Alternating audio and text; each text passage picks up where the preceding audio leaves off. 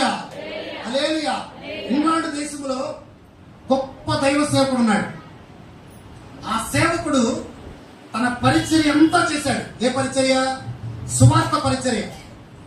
సువార్త పరిచర్య చేసిన తర్వాత దాదాపు చివరి దినాలు వచ్చేసింది. చివరి దినాలంటే పరలోకానికి వెళ్ళటానికి, ఈ లోకములో నుండి దేవుని దగ్గరికి యాత్ర ముగింపబడుతుంది. చివరి దినాలు వచ్చిన తర్వాత ఆ సేవకుడు వాళ్ళ సంఘానికి, అతనికి పరిచయం వాళ్ళ ప్రతి ఒక్కరికి ఏమని చెప్పాడంటే, ఇక మీరు నా దగ్గరకు రావద్దు, నన్ను కలుసుకోవద్దు, నా దగ్గరికి ప్రార్థన చేయించుకొని రావద్దు, నా సమయము ఆసన్నమైనది.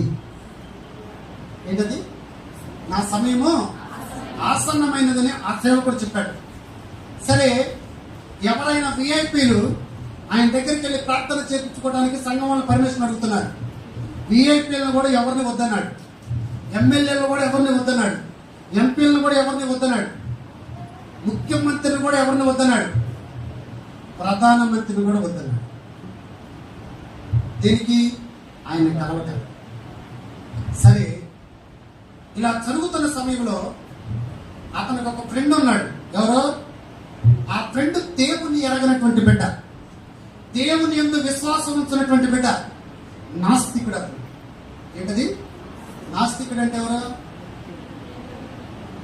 చెప్పాలి? నాస్తికుడు అంటే ఎవరు? హల్లెలూయా. నువ్వు ఒక్కదాన్ని చెప్పమా,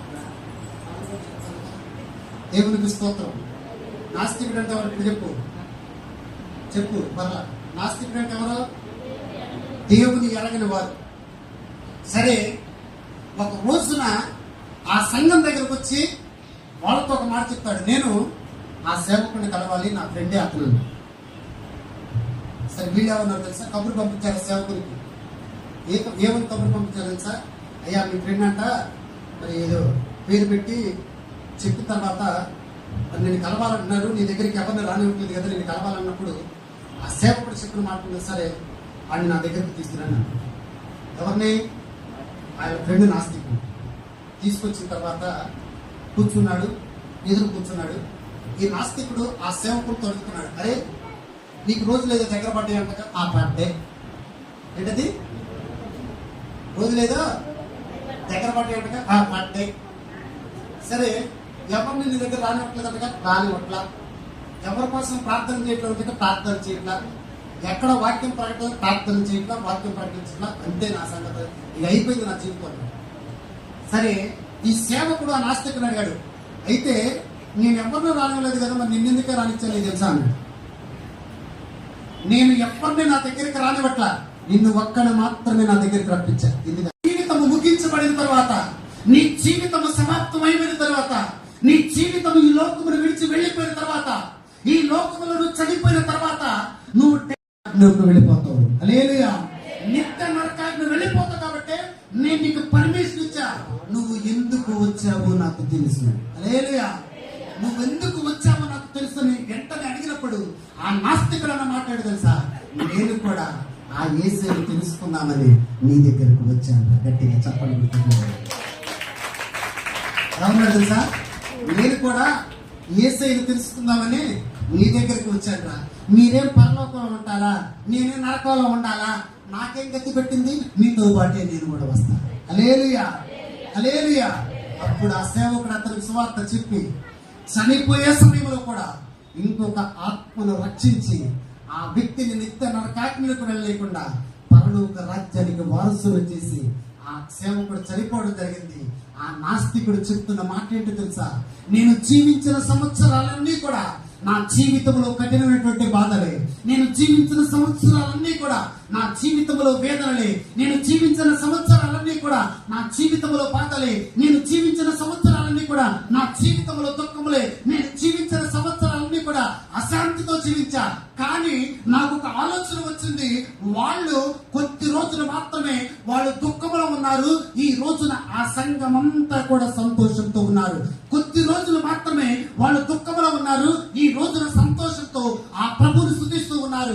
ఆ ప్రభు ఎలా ఉంటాడో నేను కూడా తెలుసుకోవాలి, నేను కూడా ఆ సంతోషాన్ని పొందుకోవాలని నీ దగ్గరకు వచ్చాను.